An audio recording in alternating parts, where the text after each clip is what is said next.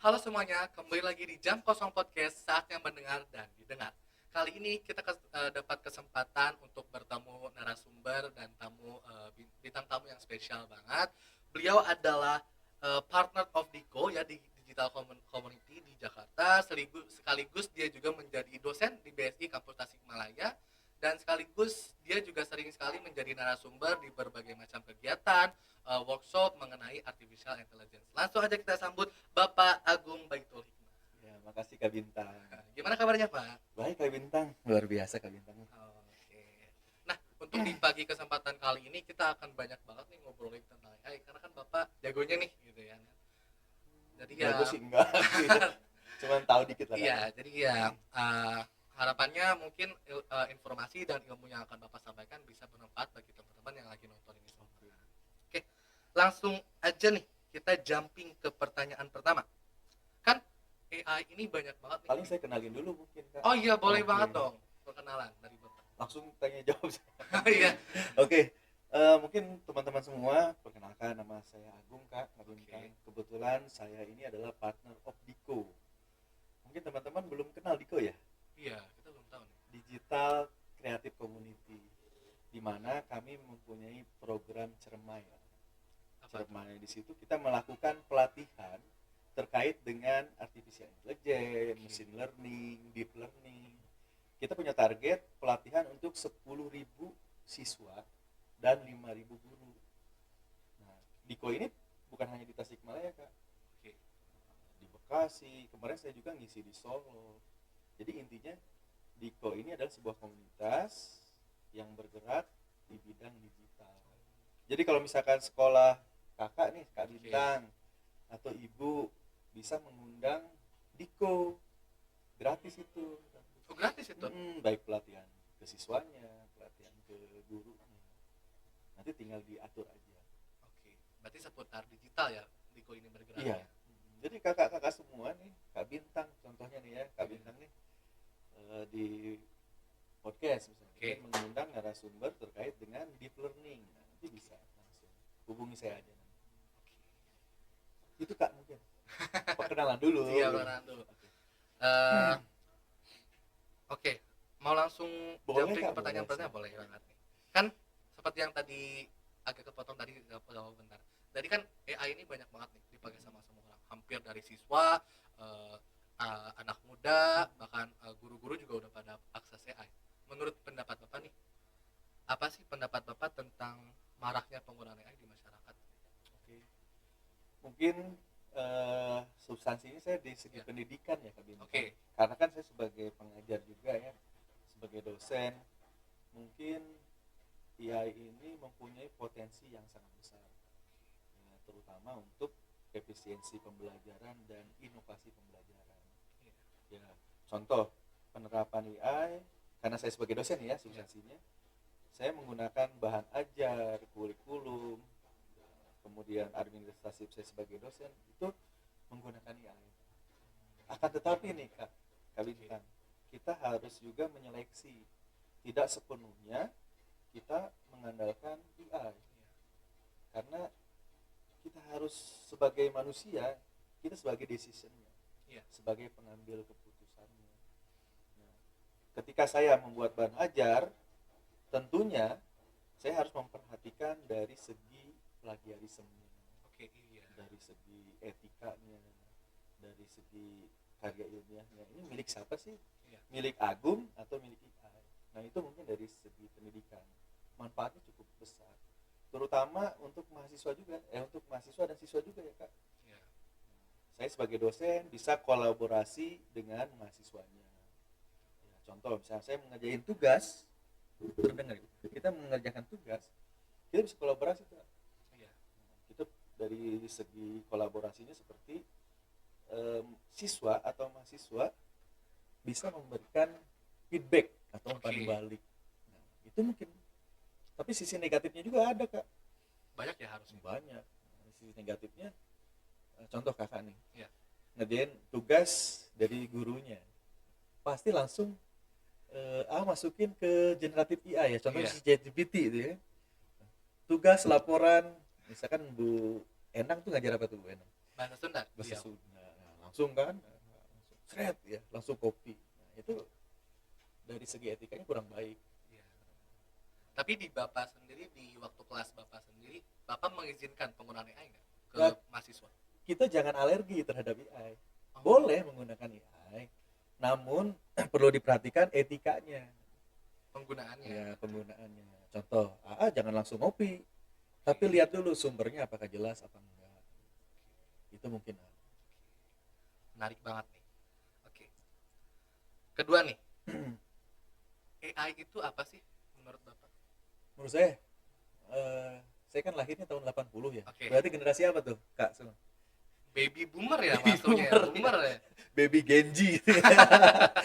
Generasi kolonial ya. Iya. Kalau menurut saya, ya itu adalah teknologi cerdas ya, Iya. yang pola pikirnya seperti manusia. Tapi kalau menurut AA sebagai Genji apa nih, Kak? Kak Bintang? Kalau aku ya sebagai Gen Z, apalagi aku pelajar, aku mendefinisikan AI itu sebagai tools sih, sebagai alat ya bagi aku. Terus ya. Tools alat yang bisa membantu aku, apalagi sebagai pelajar ya, untuk mencari materi tambahan, untuk belajar dari sana. Karena AI itu sangat amat apa ya, efisiensi waktu gitu loh Kak. Jadi kayak misalkan kalau pakai Google kan lama nyarinya ke sini, harus masuk website ini. Kalau ChatGPT atau misalnya AI yang lain itu cepat. Misalnya kayak oke, bahas ini ya tapi pakai bahasa bayi gitu misalkan. Iya, kalau aku biasanya prompt tuh kayak gitu. Oh gitu, bahasa Iya, bayi ya? bahasa bayi Kan, biar lebih enak dimengerti. Misalnya kayak soal matematika yang susah, terus kayak bantu kerjain dong, tapi coba kerjainnya pakai bahasa bayi ya biar aku bisa ngerti. Dia bisa tuh kayak gitu, keren banget. Nah mungkin kakak dari segi promnya ya, promnya menyesuaikan kan. Nah itu perlu diperhatikan juga kak dari segi prom. Oke, bagaimana Nah tuh? ketika kita memasukkan prom yang tepat, otomatis hasilnya akan tepat.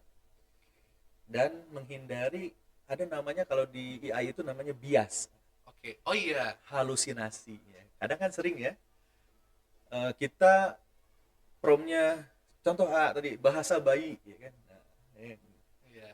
otomatis nanti yang muncul adalah bahasa bayi itu, sehingga nanti datanya tidak akurat. Kalau menurut saya sih promnya Iya. perlu diperhatikan juga Kak. Bukan hanya asal mengisi prom, Iya sih. buatkan saya materi bahasa Sunda ya. Tapi kakak harus diperhatikan dari segi promnya. Contoh tadi kakak membahas tentang data. Oke. Nah, datanya itu harus akurat dan valid. Itu kak. Berarti kalau misalkan ada nggak Pak kayak tips ke anak muda gitu, ke para pelajar buat kayak menggunakan prompt yang baik dan benar tuh kayak gimana gitu? Nah, pada prinsipnya kita harus mengikuti 5W1H. What, when, Iya. how. Nah itu nanti otomatis si algoritma dari generatif AI-nya itu akan mengacu pada itu. Kalau kakak tidak menggunakan 5W1H, yang terjadi nanti akan bias datanya. Itu tip dari saya. Dan mungkin teori-teorinya banyak ya. Kalau kita baca teori tentang AI itu harus gimana. Tapi kalau menurut saya kita pakai pakai metode itu aja 5W1H.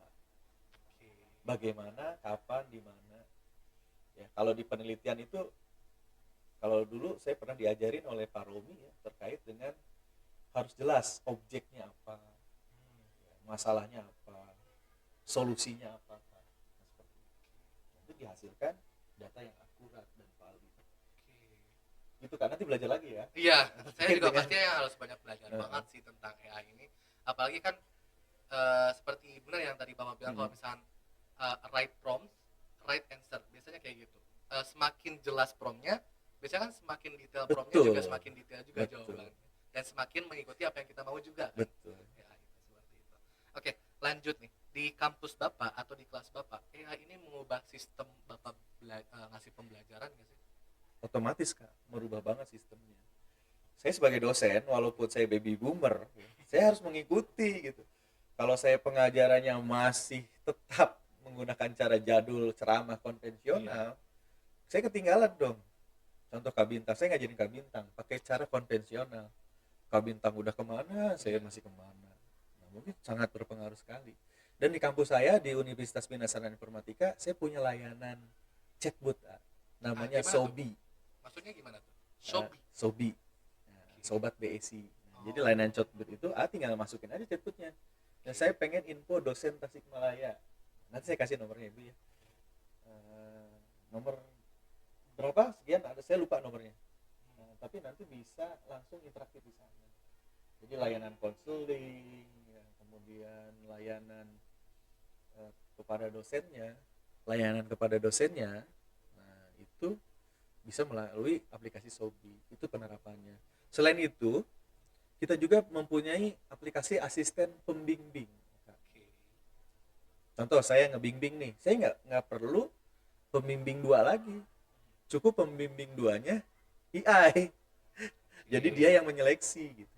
Nah tinggal saya pembimbing 1 membuat keputusannya, apakah ini layak atau tidak. Mungkin bisa dicek plagiarismenya, ya, apakah dia 100% manusia atau 100% mesin ya. Ya kadang saya dosen juga sering ngecek apakah ini AI apa enggak, kelihatan Dari bintang. Gimana maksudnya Kelihatan kalau bahasa AI itu lebih terstruktur ya kan? Nggak mungkin kan contoh Kak Bintang bikin proposal laporan bahasanya terstruktur ya kan, pastinya kalau bahasa manusia dan mesin berbeda lah ya. Dari segi akademisinya juga berbeda. Nah maka dari itu di BSI kan ada aplikasi itu ya, pembantu untuk pembimbing. Sobi BSI itu chatbotnya. Nah, sementara untuk bimbingan kita punya lagi aplikasi. Jadi si mahasiswa tinggal masukin ke aplikasi tersebut. Nah si aplikasi tersebut dia mengecek kayak tipe, kayak misalkan bab ini tidak sesuai dengan latar belakang dan sebagainya. Nah nanti saya cuman mengecek aja di situ mana hasil dari tadi, dari AI-nya. Oh ternyata ini, oh salahnya, ya udah benerin, kan dikasih saran di sana. Tapi ingat dicek kembali plagiarismenya. Tapi untuk pengembangan aplikasi-aplikasi itu lama nggak sih Pak? Sempat ada hambatannya nggak? Kebetulan kan di kampus kami ada timnya. Ada timnya, ada tim namanya Biro Teknologi Informasi, di mana di situ khusus untuk pengembangan teknologi informasinya. Jadi bukan saya yang buat Kak, tapi ada timnya sendiri.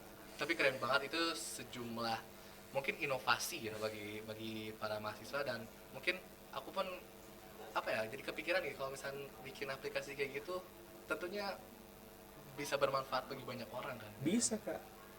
Jadi intinya kita harus learn through AI.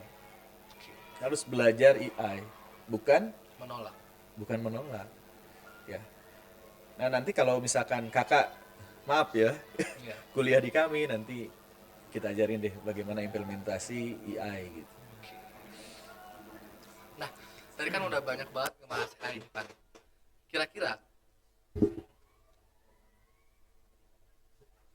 Kira-kira keterampilan non teknis atau soft skill apa sih yang dibutuhin mahasiswa agar dia tuh nggak kegantiin sama AI?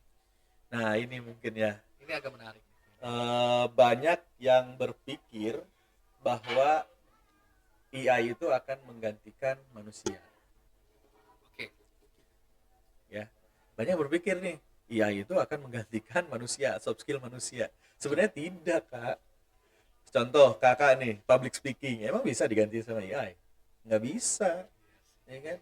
Kemudian jiwa kepemimpinan, ya nggak bisa. Kemudian ada intuisi, empati kita, ya kan? Itu nggak bisa digantikan. Contoh yang sederhana nih, kalau kita percaya sama AI semua, di bidang kesehatan, coba fatal banget. Makanya itu AI tidak akan bisa menggantikan soft skill kita. Dia hanya seperti Kakak Bintang tadi katakan, sebagai asisten, tools asistennya. Tapi kan sempat marak juga kan Pak tentang isu-isu tentang tenaga kerja yang bisa digantikan sama AI. Untuk pendapat apa gimana? Nah, untuk administratif ya mungkin itu digantikan kayak customer service di bank, ya kan?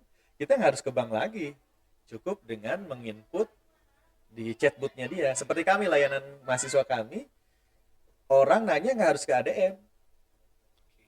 orang nanya sebuah info apapun tidak harus ke administratif, Tapi langsung ke chatbotnya langsung itu. ke chatbot. Ya, kemungkinan kedepannya ya digantikan semua itu untuk tenaga administratif yang sifatnya berulang Iya. informasi mungkin digantikan. Karena Tapi emang kalau sifatnya kayak kakak iya nih, iya. public speaking, leader, ya kan, nggak mungkin digantikan. Karena yang Kesehatan nggak iya mungkin iya. ya. Karena emang AI itu lebih efektif dan efisien nggak sih kak? Harusnya. Dari segi efektif efisiennya tadi udah saya jelaskan ya, Iya. wah, sangat efektif efisien, membantu, terutama saya dosen, membantu proses pembelajaran, ya, mengembangkan inovasi. Tapi dari segi yang lain ya kita harus mempunyai etika akademik. Gimana tuh contohnya? Ya, etika akademik itu ada kejujuran. Ya. Ya, contoh kejujuran akan dalam hal ini kejujurannya yaitu bagaimana tadi kak mengecek keaslian datanya, Oke. kejujuran, tanggung jawab, kemudian keadilan. Kadang kan keadilan di sini maknanya, contoh kakak sendiri Kak Bintang. Kak Bintang mengerjakan tidak menggunakan AI, sementara temannya menggunakan AI. Tapi pada saat penilaian hasilnya berbeda, gede yang pakai AI dibanding yang enggak. Nah itu perlu diperhatikan etika apa IT ya, etika akademiknya. Oke. Berarti itu kembali ke diri masing-masing ya. Iya betul. Efektif efisiensi efektif Iya. efisien, namun harus diperhatikan dari sisi yang lain. Dari sisi etika penggunaannya Betul. ya. Oke. Menurut lanjut nih ke Hmm. pertanyaan selanjutnya. Menurut Bapak sendiri nih, resiko terbesar dari perkembangan AI itu apa? Selain menggantikan pekerjaan manusia. Resiko terbesar ya tadi ya, selain menggantikan pekerjaan, contoh customer service tadi ya Mm-mm. diganti ya kan, kemudian pekerjaan-pekerjaan administratifnya yang diganti. Nah itu mengakibatkan yang pertama tadi ya, otomatis dari sektor administrasi kan digantikan Oke. ya. Dari sisi negatif itu bisa jadi nantinya kita perlu sebuah inovasi lagi dalam segi SDM-nya. Nah, mungkin itu Berarti peningkatan SDM-nya peningkatan SDM. yang harus di concern kali ya. Mm-mm. Jadi kan AI juga kan dari SDM-nya. Iya sih. Iya kan, kalau SDM-nya nggak ngerti, kita hanya mengandalkan AI, yang terjadi apa kak? Ini menurut penelitian ya di tahun 2024 saat ini cenderung terjadinya pembusukan otak atau Oh, brain brain rot. rot ya. Nah, kak udah pernah ya? Saya Pernah baca itu pernah kan? baca tentang brain rot. Nah, itu kak, kalau kita ketergantungan ya efeknya seperti itu tadi. Karena ini enggak sih lebih ke karena orang-orang kita kan mohon maaf ya, literasi digitalnya kan lumayan rendah. Apalagi dengan dibantu AI, efektif dan efisiennya kan kenceng banget.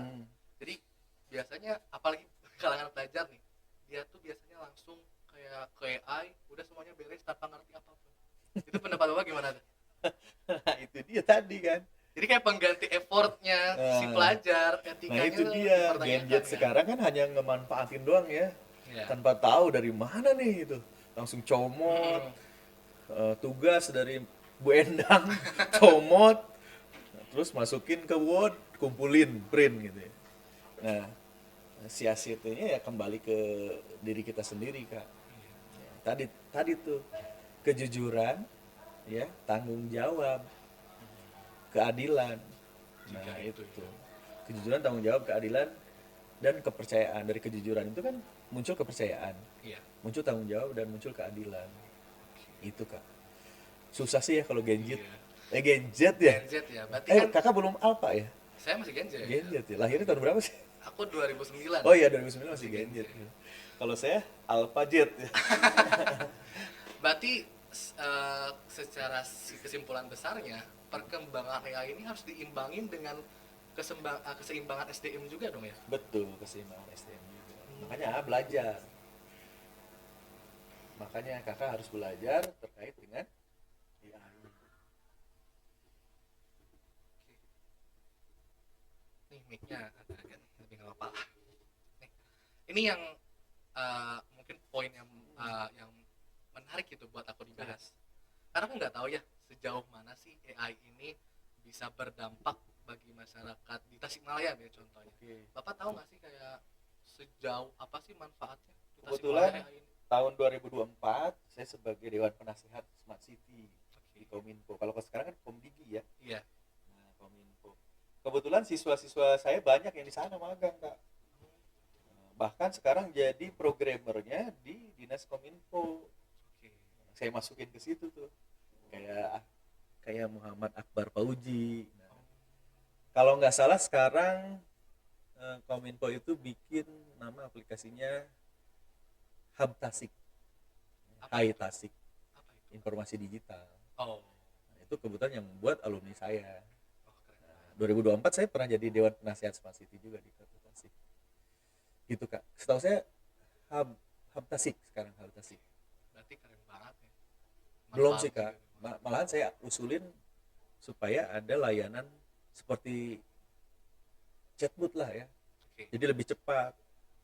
Namun dari segi SDM-nya mungkin belum. Nanti saya udah beri masukan sih. Ya harapannya itulah. Ya, harapannya sih bisa langsung satset gitu ya.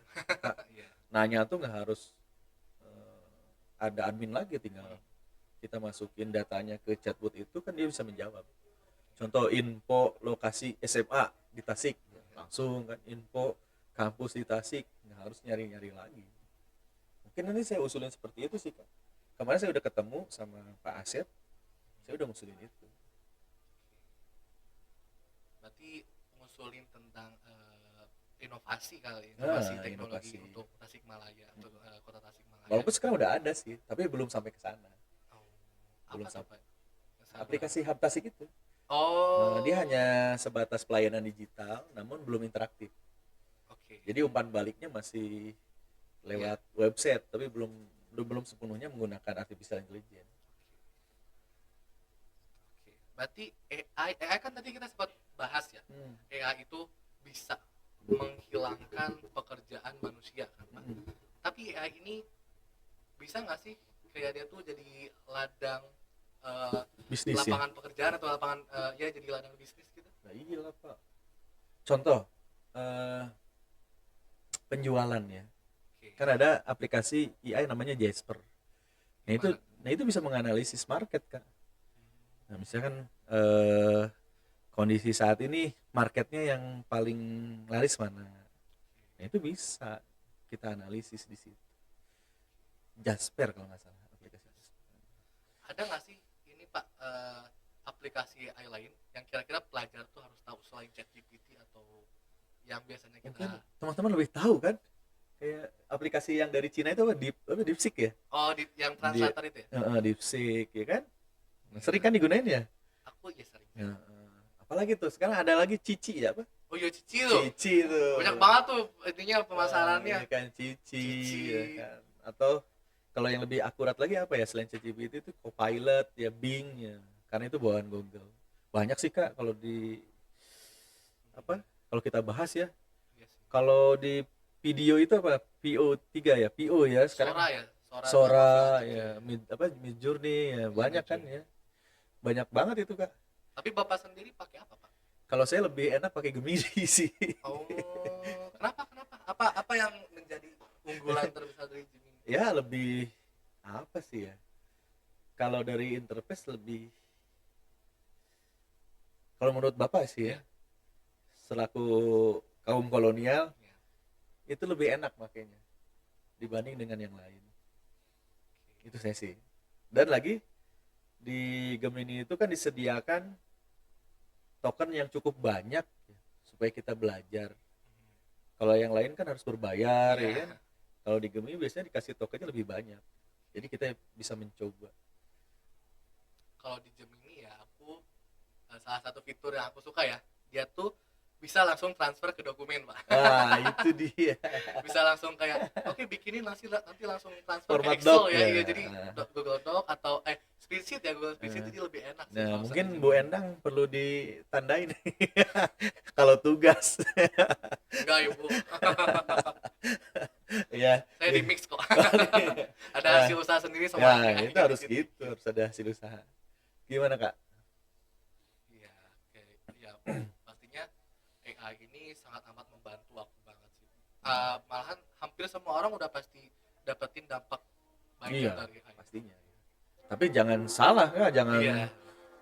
kita jangan hanya sebagai pengguna, Oke. tetapi kita harus bagaimana caranya membuat AI tersebut. Oke, lanjut nih. Baik. Ini poin yang menarik banget. Jika Bapak bisa membuat satu regulasi terkait tentang AI, regulasi apa yang Bapak akan keluarkan? Nah, sebenarnya pemerintah juga sudah membuat regulasi ya. Mungkin tambahan dari Bapak. Setahu saya pemerintah itu sudah membuat regulasi, kalau nggak salah SK Menteri ya, nomor 9 tahun 2023 ya, terkait dengan regulasi etika penggunaan AI. Dan kami di perguruan tinggi juga sudah membuat Kak kemarin di tahun 2025 terkait dengan penggunaan AI. Kalau menurut saya penambahannya ya tadi Kak, dari segi trust, kepercayaan, kejujuran, keadilan dan tanggung jawab. Mungkin itu lebih ditekankan seperti itu regulasi ini. Karena saya belum melihat seperti itu gitu. Kalau menurut pendapat saya, kakak make aja, ya kan? Tapi kan nggak jelas aturan regulasinya kayak tadi kepalidannya ya kan. Menurut saya harusnya disertakan di sana sumber yang jelas. Misalkan sumber dari AI, ya, sumber dari AI. Yang Karena bisa ini nggak sih Pak, kayak banyak banget video hoax yang beredar gara-gara oh iya itu tuh ya. gara-gara suara tuh. Kemarin ini tahun kemarin ini apa? Menteri apa? Maaf, Menteri Keuangan ya Sri Mulyani ya. Oh Dia iya. di fake video dia yang guru adalah beban gitu. Saya masih Iya. ingat itu ya Bu.